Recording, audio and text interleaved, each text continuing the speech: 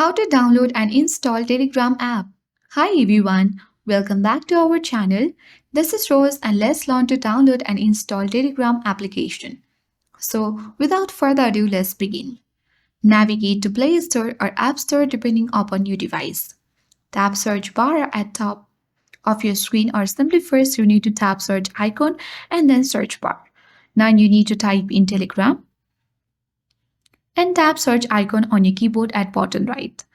Then you will need to select the official Telegram application from the search result. Tap install next to it.